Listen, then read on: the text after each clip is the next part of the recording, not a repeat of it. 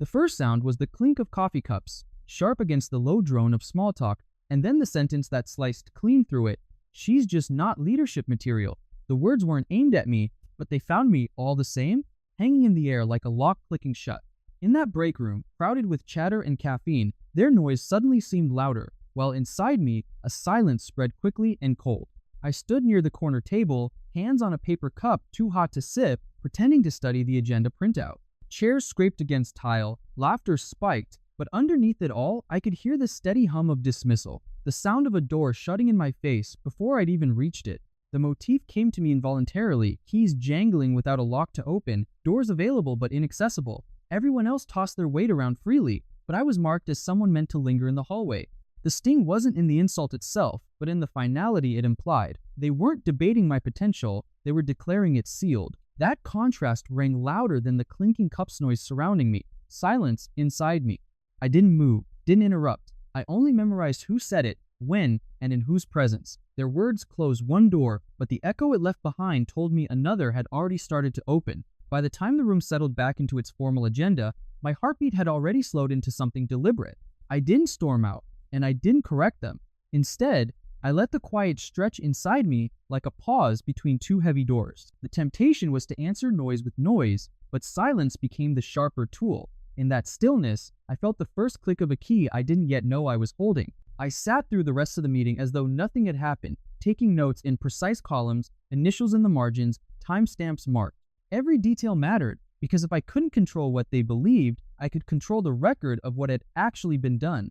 Reframing it this way stripped their words of permanence. It wasn't a verdict, it was data, raw material I could rework. Resolution, not revenge, became the vow I whispered to myself while the projector buzzed on. And in the back of my folder, one document waited untouched, a page I hadn't needed until now. I pressed it flat with my fingertips, sensing that its moment was coming, though not yet revealed. One lock had closed, but the promise of another key turning kept me steady as I walked out to the hallway. The hallway always smelled faintly of disinfectant and copier toner, a mix that reminded me of how many years I'd spent being the unnoticed constant. That was the truth. They hadn't created my invisibility, they had only confirmed it out loud.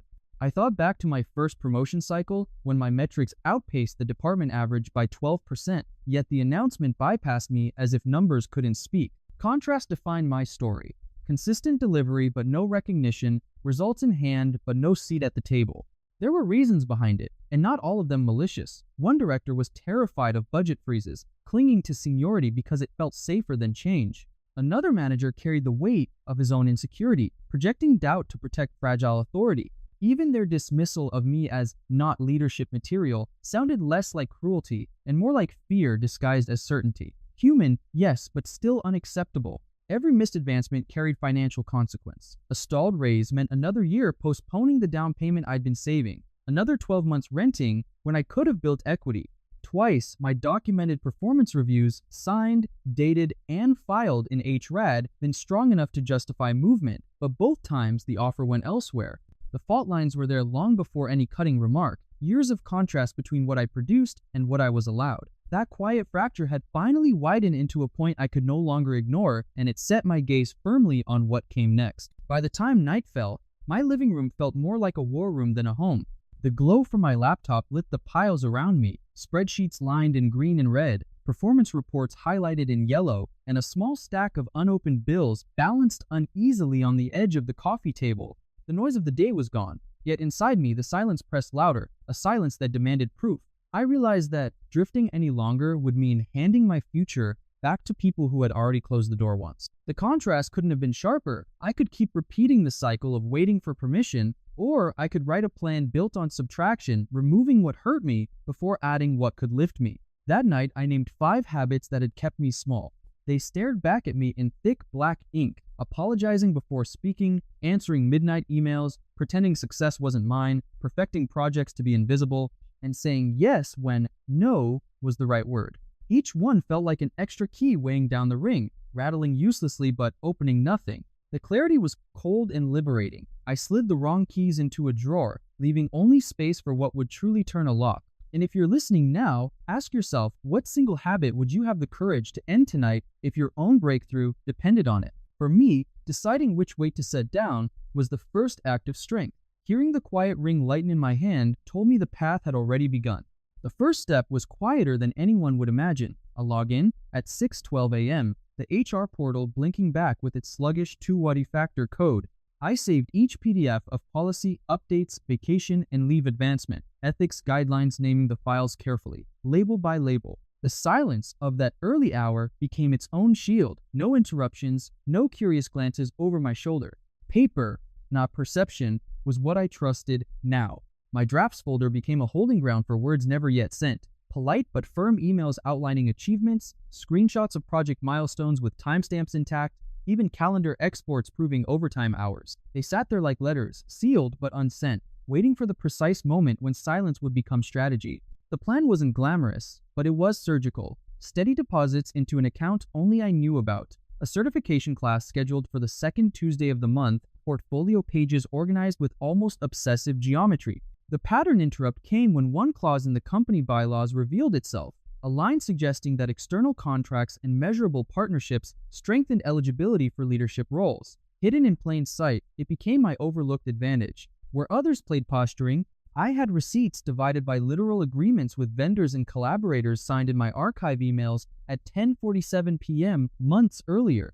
It wasn't easy. The application window opened only once every 30 days, and waiting tested my resolve. Still, the date was circled in black ink, materials compiled down to the last attachment. 10 days out, the key was ready in my grip, waiting for the lock only I planned to turn. The announcement arrived on a Wednesday morning, tucked inside an email with nothing flashy in the subject line, just "Leadership Shortlist Confirmed." I opened it alone at my desk, the gray hum of the HVAC above me, and saw my name printed clearly. No whisper, no doubt, just typewritten certainty. For the first time in years, I felt a door open, not in theory, but in fact. The contrast was immediate. Where I had once been the quiet worker in the corner, suddenly every eye lingered with tempered surprise. Exclusion had been the rule, but sudden access reset the temperature of the room. Even small gestures, shifted by someone who once forgot my name in meetings, now greeted me with overeager warmth. And another rattled off congratulations that carried more shock than sincerity. Their politeness wasn't generous. It was strategic, the kind offered when a power dynamic begins to tilt. I didn't gloat, and I didn't rush. Instead, I printed the email quietly, folded it into a file, and tucked it in the same folder where my earliest receipts were stored. Each artifact became a key laid neatly on the table, proof that cold paper could undo assumptions forged in noise. The air itself seemed altered, lighter, charged, unsettled, all at once. I walked back into the break room where I'd once overheard dismissal, this time not as a shadow, but as someone carrying access. Their surprise was visible, but my silence was stronger. If one door had opened, I knew the next would follow, provided I kept my hand steady on the handle. Recognition didn't silence them, it unsettled them. Almost immediately, the current-shifted late-night email thread spun up without my name on the chain. Side meetings materialized with forgotten invitations, and whispers floated that I wasn't ready after all. It was chaos dressed as professionalism, an old trick designed to re-establish control. But where they tried to scatter the pieces, I rebuilt the order, one calm move at a time. The frictions were small, yet they added weight.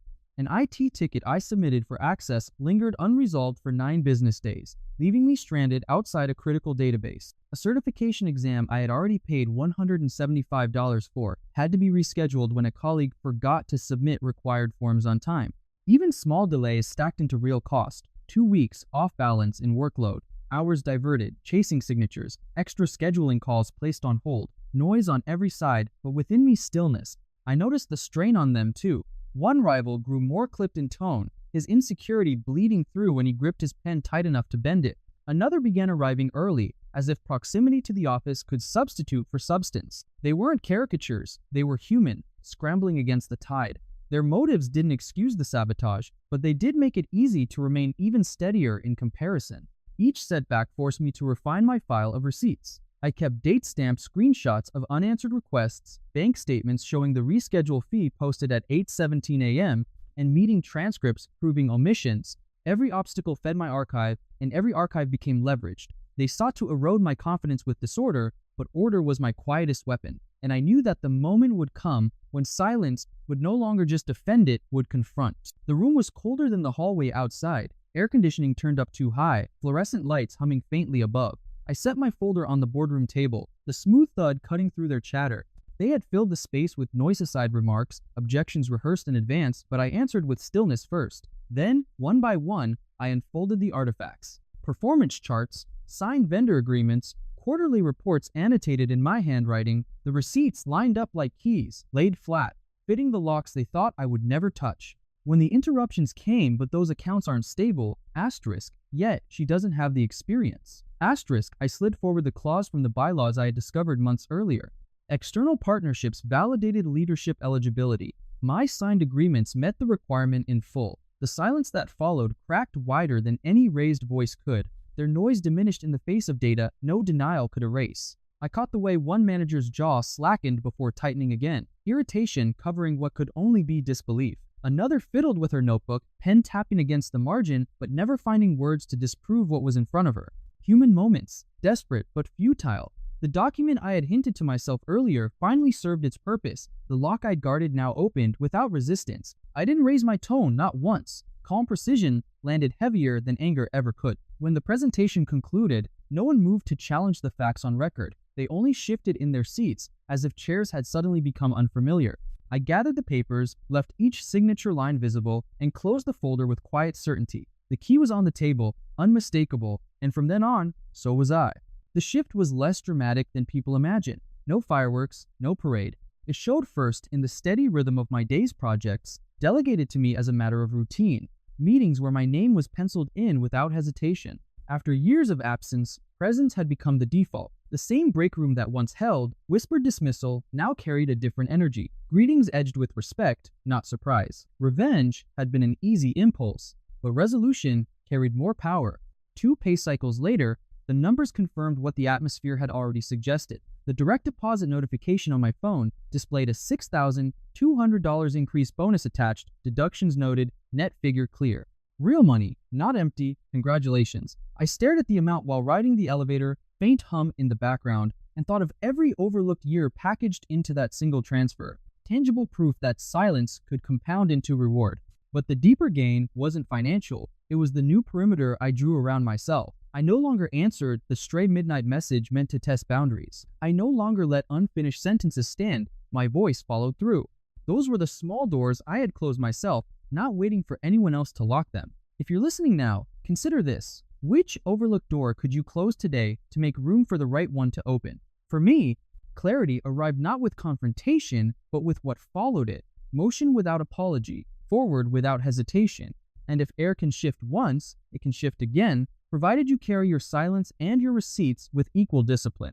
I returned to the same break room where the first cut had landed months earlier. The coffee cup still clinked, the hum of conversation still filled the air, yet something had changed. I swiped my badge on the door first, a quiet beep granting instant access. The past held the noise of doubt, but the present carried the calm weight of proof. Doors that once sealed against me now opened on command, and the keys rested easily in my hand instead of hidden somewhere out of reach. The difference was not in how loudly I spoke, but in the authority I no longer had to request. I had ceased asking for invitations, ceased waiting on approval, ceased softening truths. Stripped of apology, my actions had done the speaking, and the reversal was visible in every sidelong glance, in every careful pause before my colleagues chose their words. They no longer debated whether I belonged. The evidence was carved into each outcome, every balance sheet, every signed contract I carried like an invisible ledger. I could have ended there, but it felt incomplete without looking forward.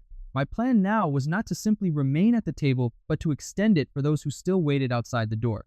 I was committed to mentoring the overlooked, to teaching them how to gather their own receipts, how to store silence like a blade until the moment it mattered most. And when the moment came to define myself in one final line, it was sharp and steady. I stopped asking for a seat, I became the table. The future holds no hesitation. It waits only for the next lock, the next key, turning clean in my hand as I step forward.